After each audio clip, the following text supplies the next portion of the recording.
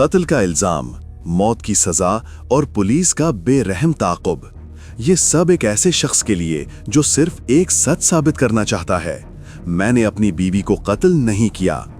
Film the फ्यूगिटिव की सनसनीखेज कहानी जानने के लिए इस वीडियो को आखिर तक जरूर देखें। फिल्म का आगाज एक नामालूम शख्स और हेलन कैम्बल के दरमियान लड़ाई से होता है।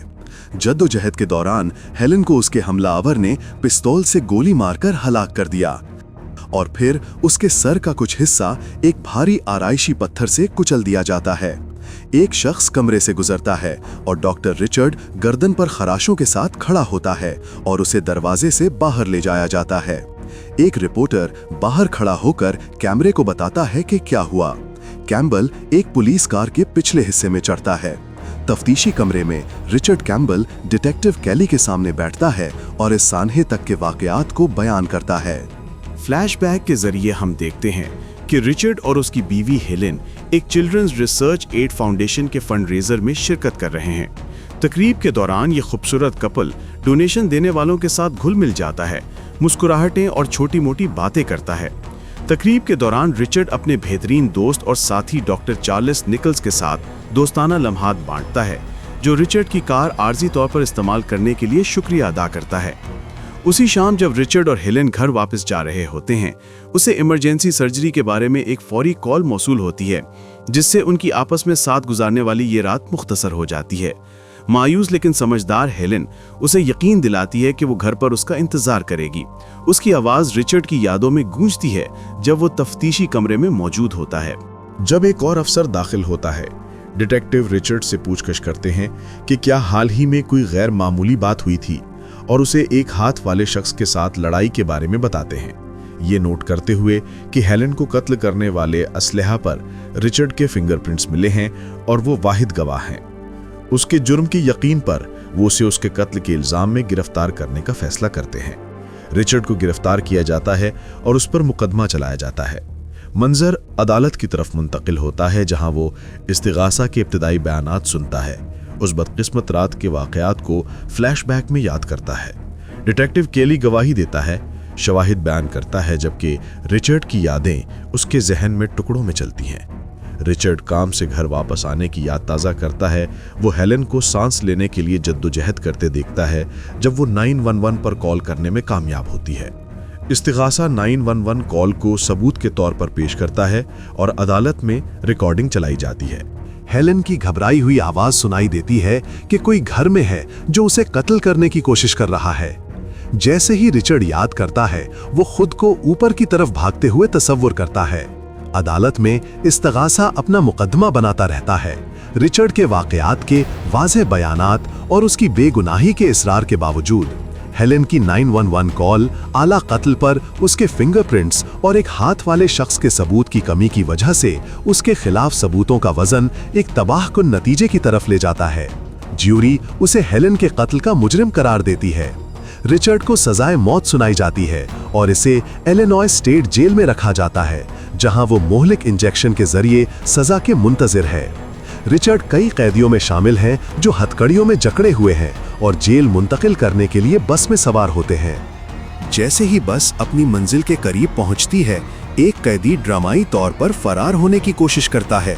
झाग के साथ मुंह से दौरा पड़ने का ड्रामा करता है। जब एक अफसर मदद के लिए आता है, कैदी उसे तेज किए हुए टूथब्रश से बने हुए एक आर्जी छुरी से वार करता है। अफरा तफरी फैल जाती है जब एक दूसरा गार्ड 2 कैदियों को शॉटगन से गोली मार देता है। ताहम जब तीसरा कैदी उसे काबू करने की कोशिश करता है, जद्दोजहद की वजह से एक हादसाती फायरिंग होती है जो ड्राइवर को मोहलिक जख्मी कर देती है। बस सड़क से हटकर एक पहाड़ी से नीचे गिरती है और रेलवे ट्रैक पर रुकते हुए टकराती है। मलबे के दरमियान रिचर्ड नोटिस करता है कि एक गार्ड शदीद जख्मी है। बूढ़ा गार्ड, जो अभी तक मुसल्ला है, रिचर्ड से मदद मांगता है। बदले में रिचर्ड अपनी हथकड़ियों से आजाद होने का मुतालबा करता है। गार्ड उसे चाबियां फेंकता है और रिचर्ड अपनी हथकड़ियां खोलता है। जब रिचर्ड जख्मी गार्ड की मदद करने की कोशिश करता है, एक आने वाली मालगाड़ी की आवाज बुलंद होती जाती है। खतरे को भांपते हुए रिचर्ड जल्दी से बाकी जिंदा बच जाने वालों को आजाद करता है, जिससे वो उड़ जाती है और ट्रेन पटरी से उतर जाती है। कोपलैंड बाद में रिचर्ड को इसकी जंजीरों से मुख्तसरन आज़ाद करने के लिए वापस आता है, फिर रात में गायब हो जाता है। रिचर्ड को इसका पीछा न करने की तनबीह करता है। हादसे से जख्मी रिचर्ड लड़खड़ाता हुआ निकलता है, दरिया के किनारे चलते हुए पनाह और तिब्बी इमदाद की तलाश में। काउंटी पुलिस और इलिनॉय स्टेट पुलिस जल्दी से हादसे की जगह पर तहकीकात के लिए जमा होती हैं। इनके साथ deputy US marshal Samuel Gerard की क़यादत में यूएस मार्शल्स की एक टीम शामिल होती है। मकामी पुलिस टीम सूरत हाल पर काबू पाती दिखाई देती है और दायरा इख्तियार छोड़ने से हिचकिचाती है।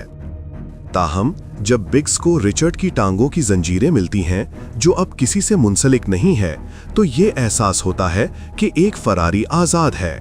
जेरार्ड अपना इख्तियार नाफिज करता है और मंजर संभालता है। 15 मील के दायरे में एक बड़े पैमाने पर ताक़ुब और तलाश का एहतमाम करता है। वो हुक्म देता है कि इलाके के हर घर, कारोबार और हस्पताल की मुकम्मल तलाशी ली जाए। दरे असना जख्मी और मायूस रिचर्ड एक पुल के नीचे एक खाली जगह पर लड़खड़ाता है। वो एक मजदूर के कोराल्स चोरी कर लेता है ताकि घुल मिल जाए और करीबी हस्पताल में इलाज के लिए जाता है। हादसे की जगह पर जेरार्ड की टीम खून के एक निशान का पीछा करती है, जो उन्हें शुबा है कि रिचर्ड का है। तेजी से अमल करते हुए जेरार्ड हुक्म देता है कि रिचर्ड की तस्वीर हर मकामी हस्पताल को फैक्स की जाए अगर वो तिब्बी इमदाद मांगे। तनाव का माहौल उस वक्त मुख्तसर तौर पर टूटता है जब इमदादी कारकुन आखिरकार जख्मी गार्ड को आज़ाद करते हैं, जिसे जेल से फरार की कोशिश के दौरान छुरा मारा गया था। रिचर्ड अस्पताल पहुंचता है और खामोशी से अपने जख्म के इलाज के लिए तिब्बी सामान चोरी करता है। अपने आप को टांके लगाते हुए एक स्टेट ट्रूपर अस्पताल पहुंचता है और तिब्बी अमले को फरार होने वाले कैदी के बारे में मुत्तला करता है। रिचर्ड की तस्वीर तकसीम करता है। दरे असना रिचर्ड एक मरीज के कमरे में घुस जाता है और एक बूढ़े आदमी के कपड़े चोरी कर लेता है। जब एक नर्स मरीज की देखभाल के लिए दाखिल होती है, रिचर्ड जल्दी से बाथरूम के दरवाजे के पीछे छुप जाता है। इसके जाने के बाद वो अपनी दाढ़ी मोड़ता है, बाल संवारता है और मरीज का नाश्ता भी खा लेता है। जब रिचर्ड कमरे से निकलता है, वो हॉलवे में स्टेट ट्रूपर से मिलता है। ट्रूपर को मुशाबहत पर शक होता है। जब रिचर्ड अस्पताल से निकल रहा होता है, एक एम्बुलेंस पहुंचती है जिसमें ट्रेन के मलबे से जख्मी गार्ड होता है। गार्ड रिचर्ड को पहचानता है जब वो पैरामेडिक्स की स्ट्रेचर उतारने में मदद करता है। अपना पर्दा फटने का एहसास करते हुए रिचर्ड मौके से फायदा उठाता है और जब पैरामेडिक्स नजर से दूर होते हैं तो एम्बुलेंस चोरी कर लेता है। चोरी शुदा एम्बुलेंस की रिपोर्ट जल्दी से जेरार्ड तक पहुंचती है, जिससे मार्शल्स एक हाई स्टेक्स ताक़ुब शुरू करते हैं। एक बार फिर रिचर्ड की करीब पहुंच जाते हैं। रिचर्ड एक डैम के करीब एम्बुलेंस छोड़ देता है और निकासी के निज़ाम में फरार हो जाता है। सुरंगों में घूमते हुए जेरार्ड अपनी टीम से अलग हो जाता है, नीचे उतरते हुए फिसल जाता है और अपनी पिस्तौल खो देता है। रिचर्ड हथियार उठाता है और जेरार्ड पर निशाना लगाता है। दावा करता है कि उसने अपनी बीवी को कत्ल नहीं किया। जेरार्ड का तेज जवाब "मुझे परवाह नहीं" रिचर्ड को भागने पर मजबूर करता है। जेरार्ड एक बैकअप हथियार लेता है और ताक़ुब जारी रखता है। रिचर्ड को एक बुलंद निकासी पोर्ट पर फंसाता है। फंस जाने के बावजूद रिचर्ड हथियार डालने के अहकामात की नाफरमानी करता है और नीचे दरिया में सैकड़ों फुट की छलांग लगाता है। जेरार्ड की टीम पीछे आती है और समझती है कि रिचर्ड इस गिरने से जिंदा नहीं बच सकता, लेकिन जेरार्ड को यकीन नहीं। वो दरिया और आसपास के जंगल की तलाश का हुक्म देता है, गोताखोरों और शिकारी कुत्तों को ताइनात करता है, मकामी कानून नाफिज करने वालों की मुखालिफत के बावजूद। दरे असना रिचर्ड जंगल के जरिए फरार होने में कामयाब हो जाता है। थकावट और जख्मों से चूर होकर गिर पड़ता है। अपनी बीवी, उसके कत्ल और कातिल के साथ लड़ाई के ख्वाबों से परेशान होता है। जागने के बाद वो अपना फरार जारी रखता है और सड़क किनारे एक मेहरबान अजनबी उसे लिफ्ट दे देता है। शिकागो में जेरार्ड और उसकी टीम को इत्तला मिलती है कि कोई रिचर्ड की तफसील से मिलता जुलता वाइटिंग इंडियाना में एक खातून के साथ है। वो मुख्तलिफ भेस बदल कर घर तक पहुंचने के लिए छापा मारते हैं। ताहम रिचर्ड की बजाय वो कोपलैंड को पाते हैं। रिचर्ड शिकागो वापस आता है। अपने वकील वॉल्टर गुथरी से राब्ता करता है। वो अपनी जगह के बारे में झूठ बोलता है, दावा करता है कि वो सेंट लुइस में है, ये जानते हुए कि मार्शल्स उसके साथियों के फोन टैप कर रहे हैं।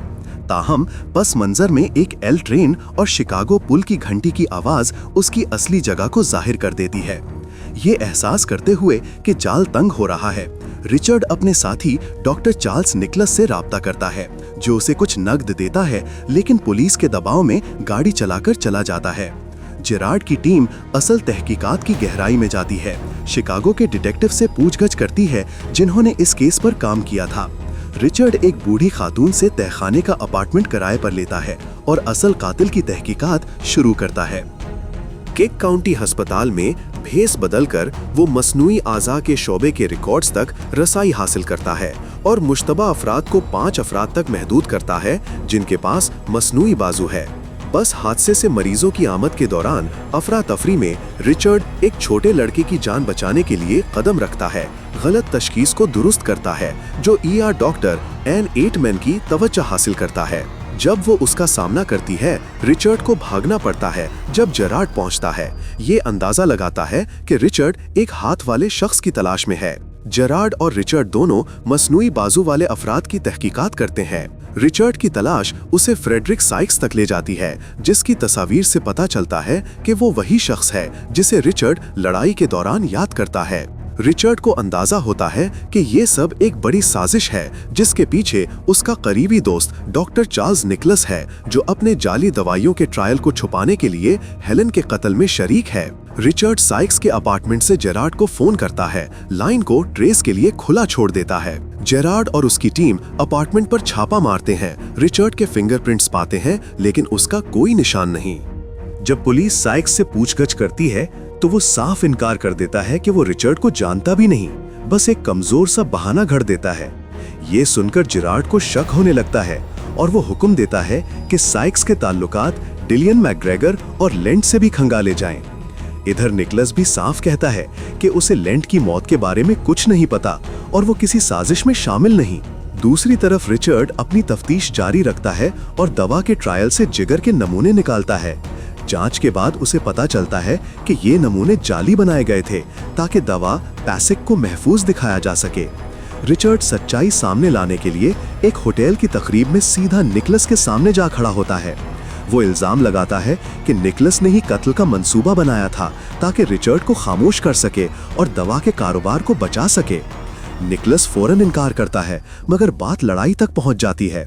दोनों की झड़प छत से शुरू होकर स्काईलाइट के शीशे तोड़ते हुए नीचे लॉन्ड्री रूम तक जा पहुंचती है। इसी दौरान जेरार्ड भी वहां आ जाता है और रिचर्ड को यकीन दिलाता है कि अब वो पूरा खेल समझ चुका है। निकलस आखिरी कोशिश करता है और जेरार्ड को गोली मारने की कोशिश करता है, मगर रिचर्ड तेजी दिखाकर उसे रोक देता है और बेहोश कर देता है। आखिरकार रिचर्ड हथियार डाल देता है और जेरार्ड, जो अब पूरी तरह इसकी बेगुनाही पर यकीन कर चुका होता है, उसे हिफाजत से होटल से बाहर ले जाता है। निकलस गिरफ्तार हो जाता है और जेरार्ड रिचर्ड को वादा करता है कि वो जरूर बरी होगा। नाजरीन, अगर आपको ये हमारी आज की रिकैप वीडियो पसंद आई तो बराए करम इसको लाइक करें, अपने ख्यालात कमेंट्स में शेयर करें और हमारे चैनल अनमोल फ्लिक्स को सब्सक्राइब करना ना भूलें, ताकि आप ऐसी ही मज़ेदार सनसनीखेज फिल्मी कहानियों से जुड़े रहें। आपका हमारी वीडियोस को लाइक, कमेंट्स और सब्सक्राइब करना हमारे लिए बहुत अहमियत रखता है। जल्द आपसे अगली वीडियो में मुलाकात होगी। Good bye.